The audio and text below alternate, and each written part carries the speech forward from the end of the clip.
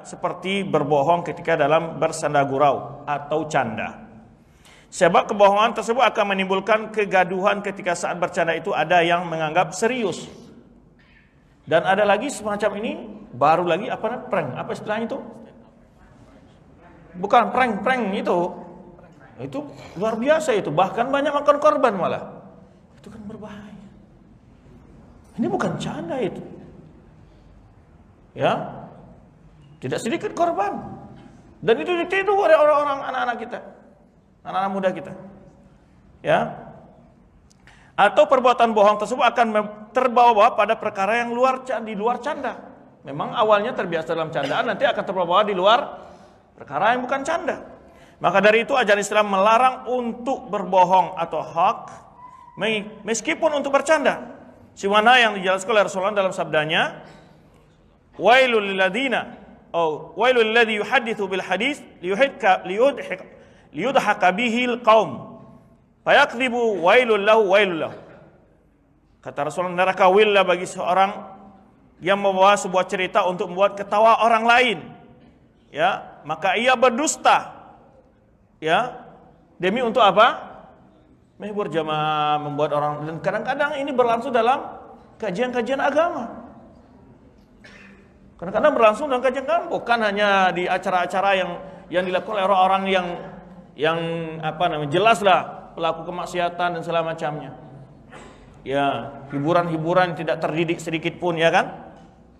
Nah, maka azabnya kata wail, neraka wail bagi orang yang membuat ketawa agar orang lain, tapi membuat cerita bohong agar orang lain ketawa. Ini banyak sekali, baik meme-meme yang dibuat, ya kan? Dalam hadis ini dijelaskan tentang membawakan sebuah cerita bohong dalam rangka menghibur orang lain. Dan itu juga dalam membuat cerita bohong demi agar orang tersadar. Kan banyak sekarang cerita-cerita dikarang, orang berbakti kepada orang tua tapi cerita itu karangan bohong, kan gitu, banyak sekali. Ya. Nah, dalam hadis ini dijelaskan tentang membawakan sebuah cerita bohong dalam rangka menghibur orang lain. Di dunia maya atau di media sosial seringkali kita jumpai berbagai aksi kebohongan untuk melucu. Baik dalam bentuk rekaman visual, gambar atau cerita. Kadang-kala isinya ada unsur seks, ya, atau unsur sara, atau penghinaan terhadap pihak tertentu dan lain sebagainya. Tadi yang sebutkan. Ya. Kadang-kadang ulama-ulama yang diperolok-olok. Berkata Imam San'ani, hadis ini adalah dalil tentang haramnya berbohong untuk membuat orang lain ketawa. Ini adalah keharaman khusus dan diharamkan pula bagi para pendengar. Nah, gimana dengan pendengar? Diharamkan juga bagi para pendengar untuk mendengarkannya jika ia mengetahui bahwa hal itu adalah bohong, karena ia termasuk mendiamkan kemungkaran. Bahkan ia wajib mengingkarinya atau meninggalkan tempat tersebut. Tadi kan sudah kita jelaskan bagaimana tadi kalau orang dia bukan dia yang berbohong, tapi dia sekedar meng-share, tapi sudah dia ikut melancarkan aksi orang pembohong tadi. Kalau ini kan membuat orang, kalau antum nonton berbahagia, membuat dia semakin semangat untuk berbohong. Besok dibuat lagi. Hari ini ramai orang, besok pasti lebih ramai lagi, dibuat lagi kebohongan. Maka di sini kata Imam San'ani, orang menonton pun berdosa. Baik kajian ataupun acara-acara hiburan.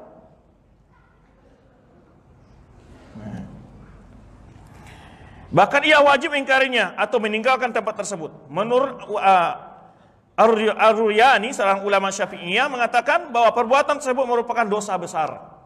Bila ia lakukan dengan sengaja, maka persaksiannya ditolak. Ya, sekalipun ya tidak merugikan orang lain, karena kebohongan itu diharamkan secara mutlak. Ya. Kemudian berikutnya, yang keberapa nih? Hoax untuk mengadu domba dan provokasi.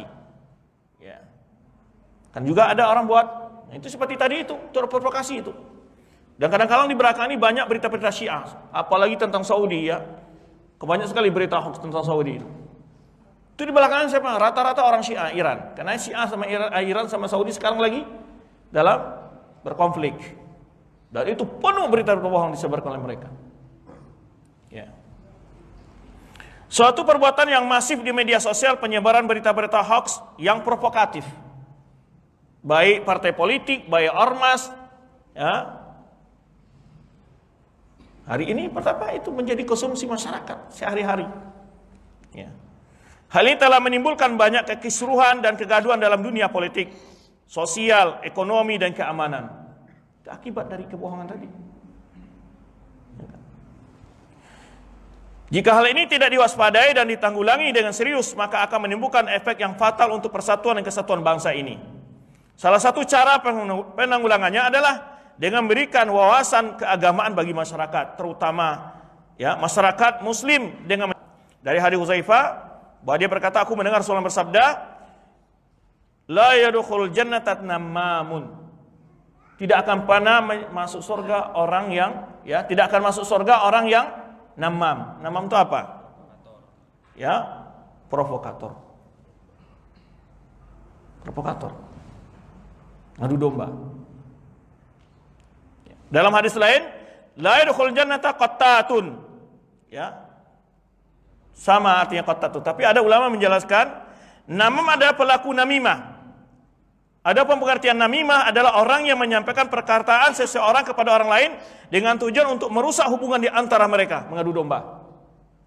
Wah, ini kasus banyak sekali ini. Memang ada perkataan itu dikatakannya, tapi disampaikan kepada ustadz sepulan. Ini bukan hanya di kalangan masyarakat umum, tapi bahkan di antara ustadz pun diadu domba oleh para jamaah. Kadang-kadang antum lihat video digabung, seakan-akan keduanya sedang berdebat. Ini menyatakan satu, ini menyatakan satu. Ini adu domba ini. Ya. Maka tujuannya adalah adu domba. Yaitu si A ngomong begini gitu ya. Lalu disampaikan pada orang itu, si A ngomong tentang kamu ini. Tujuannya apa? Untuk mengadu domba. Domba sama umat Islam betapa banyaknya dilakukan oleh orang. Antara ormas, antar partai politik, antar organisasi, antar masyarakat. Ya, antar pemerintah dengan rakyat, dibuat hal-hal yang provokasi mereka untuk mengadu domba. Yang lebih sensitif lagi adalah adu domba antara istri kedua dan istri pertama. Ini bukan hal tidak nyata. Nyata sekali. Dan ini bukan suatu dua kasus. Jadi ada akhwat tetangga dengan istri seorang ustadz dengan istri pertamanya. Ya, kemudian dia kenal dengan istri ustadz yang istri yang keduanya. Apa itu? Ketika istri ustadz pulang dari mall sama suaminya, mau ustadz ini pemanya difoto. Yang sedang belanjaannya kirim ke sana. Ini di si Pulana lagi keluar sama ini. Tujuannya apa itu? Adu domba, memecah belah, merusak rumah tangga orang, itu tujuannya. Dia punya tujuan lain apa? Agar ustaz ini tidak sukses poligami, biar suaminya nanti bisa diancam. Tuh lihat si Pulan, kamu jangan ini coba-coba poligami. Dan ini bukan saya cerita, ini kasus nyata. Saya cerita berani kasus nyata. Mengadu domba antar sama istri orang lain sama istri yang lain. Ya. Dan ini terjadi antara partai politik segala macam, betapa banyaknya. Tidak bisa lagi kita rinci dengan waktu yang singkat. Cukup antum lebih tahu lah bagaimana di media sosial, di media cetak, di media elektronik dicontohkan hal seperti itu. Ya. Kemudian, adapun makna qattat, ya adalah khul jannata qattatun, adalah orang yang mencuri dengar perkataan orang lain lalu menyampaikan kepada pihak lain. Ya, tujuannya adu domba. Dia enggak ada dalam ini ada dua orang ngomong nih di sudut sana, tuh di sini ada satu orang. Dia pura-pura enggak dengar nih. Ini curi dengar namanya. Kalau namam tadi enggak, namam tadi memang dia ada mendengar dan tahu persis ceritanya gitu kan. Nah, lalu disampaikan untuk adu domba. Kalau ini enggak, curi dengar dia. Dia dengar, wah, ini pasti ada rencana ini kayaknya. Gitu kan. Tadi si Pulan dengan si Pulan ngomong-ngomong di masjid. Kayaknya ini masalah itu ngomong-ngomong. Tujuannya adu domba. Dia enggak ada tapi curi dengar. Ya, dia pura-pura BKP tapi dia ngoping gitu maksudnya. Tujuannya apa? Menyampaikan masalah ini untuk mengadu domba dengan pihak lain. Nah, ini namanya qattatun. Ya. Maka perbedaan antara keduanya, namam adalah orang hadir mendengar langsung di tempat kejadian perkara, sedangkan qatat adalah orang yang mendengar melalui perantara orang lain atau perantara orang lain. Ya, sebagaimana yang dijelaskan oleh Ibnu Hajar dalam kitabnya Fathul Bari, ya. Sebagaimana yang dijelaskan dan yang penjelasan tadi dijelaskan oleh Ibnu Hajar dan kitabnya Fathul Bari. Berkata Imam Ghazali, hendaklah bagi setiap siapa yang disampaikan kepadanya tentang berita namimah, kalau sampaikan si fulan berkata kata kamu ini, ya. Karena kadang-kadang kita kan dia seolah-olah apa? Pembela kita gitu kan. Si namam ini seakan-akan dia pro kita. Besok datang lagi pihak yang lain, dia seakan-akan pro dia. Tujuan supaya apa? Kisruh.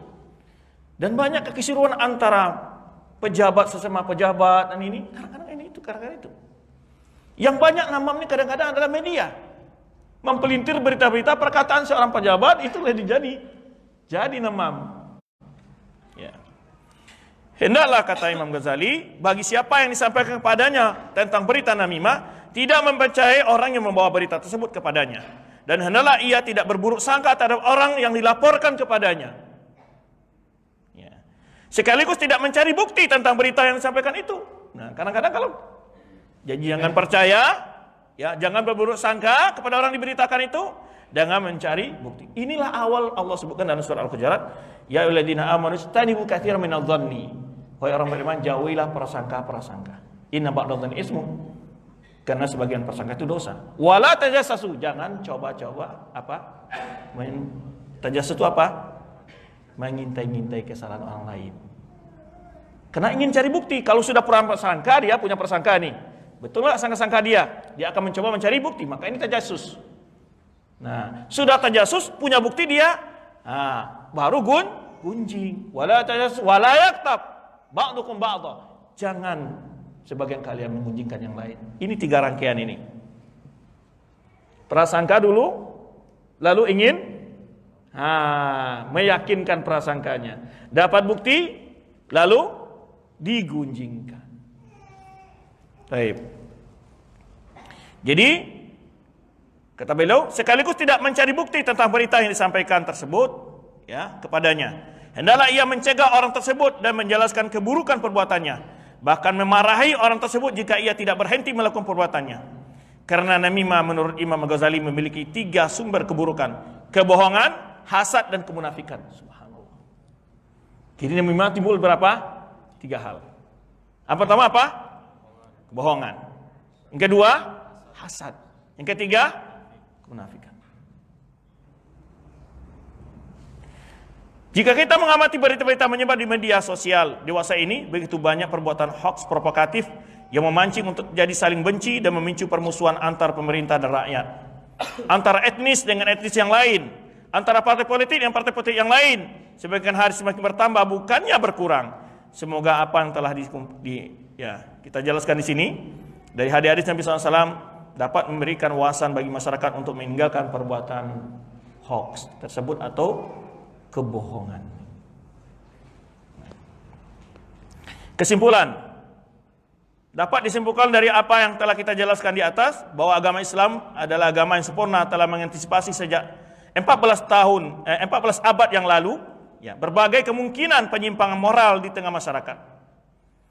Salah satunya adalah perbuatan hoax. Dalam agama Islam, hoax dengan segala ragam dan modelnya adalah merupakan sebuah tindakan yang sangat dilarang dan diharamkan dalam hadis-hadis Nabawi, yang merupakan sumber hukum kedua dalam syariat Islam setelah Al-Quran yang mulia.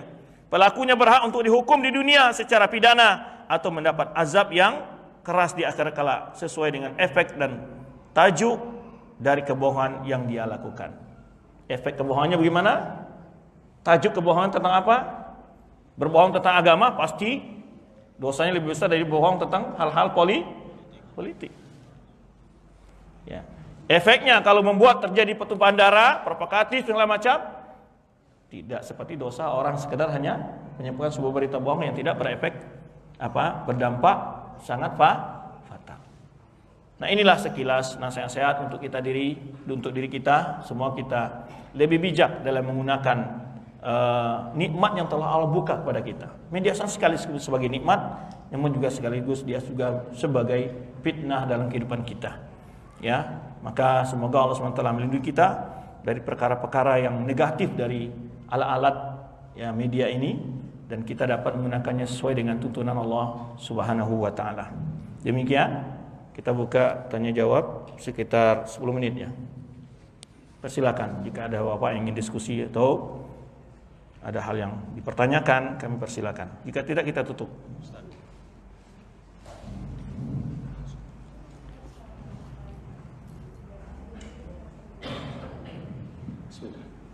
Assalamualaikum warahmatullahi wabarakatuh. Waalaikumsalam. Afwan Ustaz izin bertanya. Yang pertama, melihat fenomena belakangan ini tentang share artikel-artikel tentang agama atau video-video dari ustadz-ustadz juga. Nah, itu hukumnya gimana Ustadz sebagai kita penuntut ilmu? Sedangkan kita kan belum memastikan langsung apakah yang disampaikan oleh ustadz-ustadz kita itu benar atau tidak, atau memang udah tertulis dalam kitabnya. Yang kedua, tadi kan ada yang hoax dalam atau yang berita bohong tentang bercanda seperti film tadi kan, seperti film itu, ataukah memang hukumnya ikut diharamkan seperti Ustadz bilang tadi? Kalau itu kan cerita-cerita bohong, apakah memang itu diharamkan? Satu lagi, terus memahami tentang tidak akan masuk surga provokator itu seperti apa gitu? Baik, yang pertama, kalau itu sumbernya adalah dari sumber yang jelas, umpamanya kalau TV jelas dari sumber-sumber yang jelas, ya kalau YouTube jelas sumber itu adalah memang dipegang oleh ustadz sendiri, sumber yang jelas, itu tidak masalah kita baca, kita dengar, kembali kepada sumbernya. Itu tulisan. Ini sumber ini bisa saja orang ini tulisan Ustadz Sipulan, tapi sumbernya di mana ustadz ini menulis? Di mana dia tulis? Ya. Dalam kitab apa atau di wakunnya yang mana dia tulis, kan bisa saja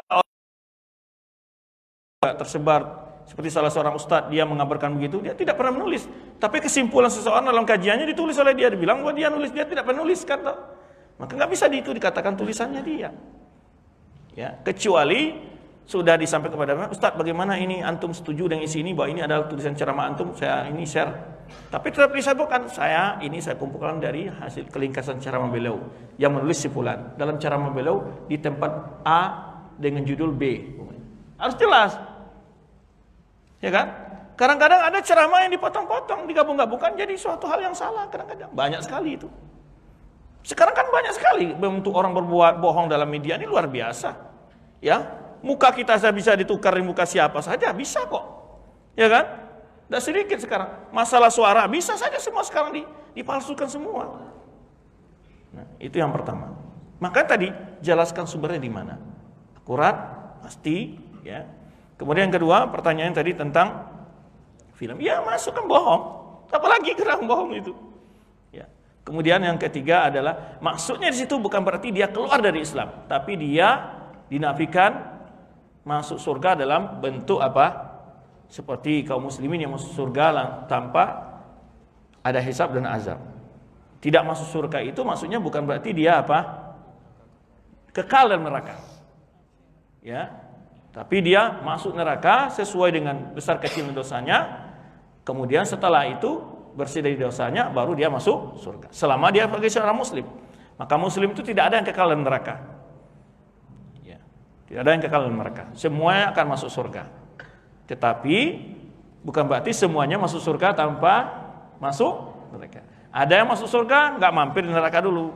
Ada yang masuk neraka, masuk surga mampir 3 tahun, ada 3 jam, ada 3 bulan, ya, ada 30 tahun mungkin. Wallahu alam. Sesuai dengan ya ukuran dosanya. Jika Allah tidak mengampuni dosanya. Wallahu alam bishawab.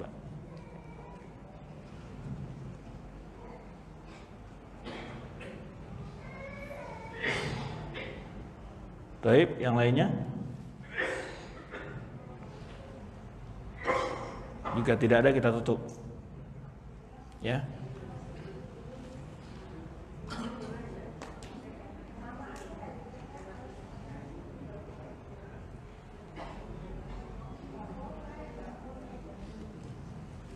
Baik, demikian. Terima kasih banyak atas segala perhatian dan kehadiran antum semua. Semoga Allah SWT berkahi waktu yang telah antum gunakan untuk hadir dalam masjid ini dan berkahi juga keluarga antum, harta yang telah berikan Allah kepada antum. ya, dan kita selalu dijaga oleh SWT dari untuk tidak terfitnah dan tidak terjatuh dalam perbuatan-perbuatan yang akan menyebabkan kita ya azab di akhirat kelak. Kita mohon kepada Allah jika selama ini pernah terledor untuk mengampuni dosa kita. Bayangkan kalau satu kebohongan. Kalau itulah bahayanya media sosial sekarang. Kalau kita berbohong di satu desa, mungkin bisa dihitung jumlah orang yang pernah kita bohongi. Dan mungkin kita bisa datangi rumahnya, itu gak benar, saya minta maaf. Bisa. Sekarang antum bohong kemudian di-share. Di-share di grup, di-share lagi. Kemudian belum tahu antum sudah meninggal, mungkin untuk 20 tahun ke belakang mungkin bisa di-share lagi. Gimana itu caranya? Betapa kita lihat hari ini, itu udah pernah di-share 2010, hari ini di-share lagi oleh orang 2020 sekarang. Padahal udah berita. Seperti contoh apa? Tentang, kalau nggak salah itu pernyataan apa itu? Dubes Indonesia di Singapura yang tentang makanan Thailand itu sudah berapa kali di-share itu? Sudah banyak sekali kebohongan-kebohongan. Ya, seperti juga pernah di-share juga ketika terjadi pembunuhan, pembantaian terhadap Rohingya.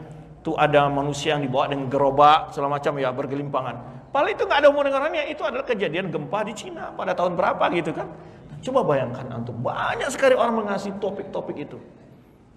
Dikasih judul lah dia. Enak aja diambil foto, dikasih judul gitu. Subhanallah.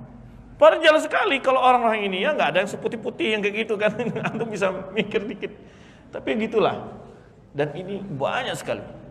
Ya. Dengan dunia sekarang ini perlu kita waspada sekali.